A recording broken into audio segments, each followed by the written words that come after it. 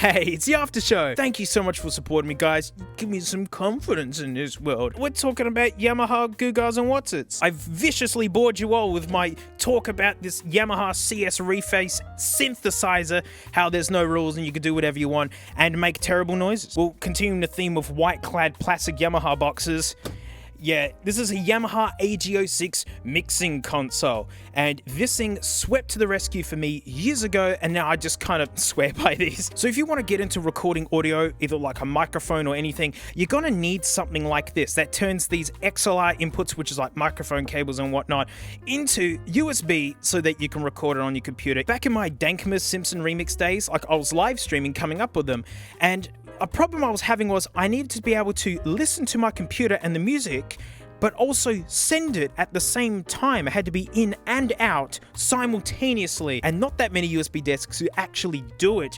Look at this, there's a switch there that says loopback. That's the secret sauce. But this probably looks really confusing to people who don't really play with these at all, but it's not so bad. So you can see these lines being drawn, those are the channels. So if I just went like that, there you go. So for instance, this is the input I use for my microphone right here. I use an AT2020 with the XLR plug in the guy. And so for the most part, I'm just focused on this bit here. That's all. Let me explain some bits. Plus 48V, that's phantom power. So this microphone that I'm using needs phantom power. It needs extra volts, and that's what enables it. You can see it doesn't do it for all the other channels, it's just the one. On bigger, higher end ones, literally phantom power is enabled on every single channel. It's got gain, that's normal. There's got your volume, that's normal. It's got an effects button, which I never press. I'm gonna reach over onto my one that I'm using. I'm gonna press it and you tell me what you think. So this one time, mate, like I went spelunking, which like I thought it was just doing cartwheels or something, but it turns out it's like jumping into caves and like, you know, just kind of looking in the cave.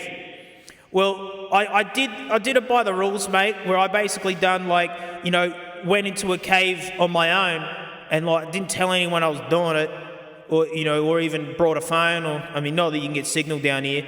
I mean, like, you know, and suffice to say, mate, I'm still in the cave and I've been in here for 2 weeks and I think I'm gonna die. Okay, I like the effect a lot. Why do I like this so much other than the fact it's got loopback? Well, I mean, number one, it's just nugget sized, and like price-wise, I mean, there's like 150 bucks. I know that doesn't seem that cheap, but in the world of desks and audio equipment, that's an absolute slamming bargain, especially for like a proper branded thing. For a lot of bigger desks, you need like proper kettle cord power or like a special like power adapter. Look at this, USB. That's it. Literally, this is plugged straight into an iPad running GarageBand. That's it. Like, no external power adapters. It just like frees up the table.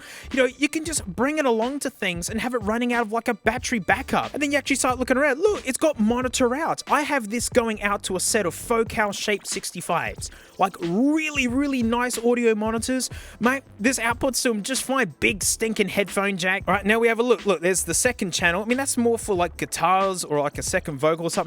No phantom power though, but it is cheap. You know, here's the next channel. That's so you can just have left and right. So that's probably what I should plug in the synthesizer with, which I didn't actually. I just went straight out the headphones.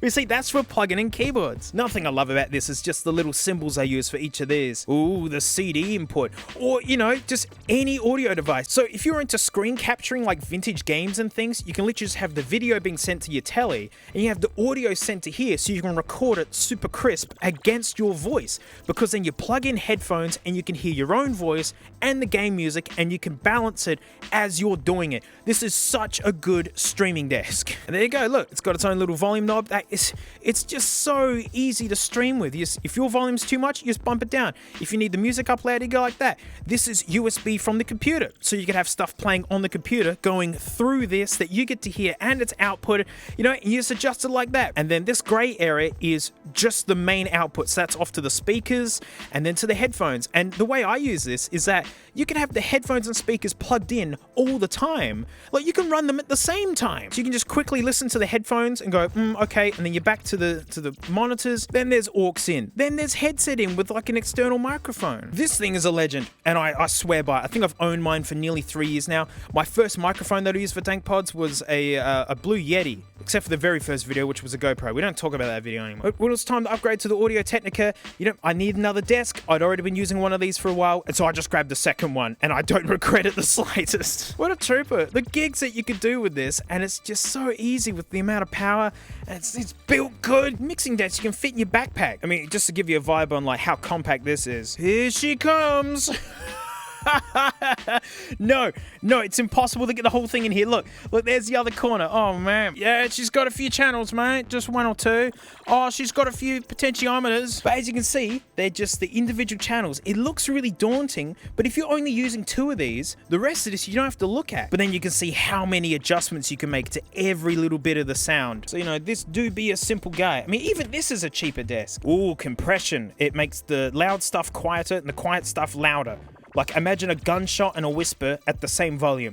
That's what max compression would do. Although there is a compression button here, which is cool. Like, there is some compression, but you can just add that in software, like I do. That's why I use GarageBand. Wow, what a boring week. I'm so sorry. Just talking about professional audio equipment. I do need to include this in a main video at some point to get the word out, because I'm sure there's a lot of people looking for a USB interface that's also a little mixer that can do all these sorts of things. It's the USB power bit that gets me. So, there you go.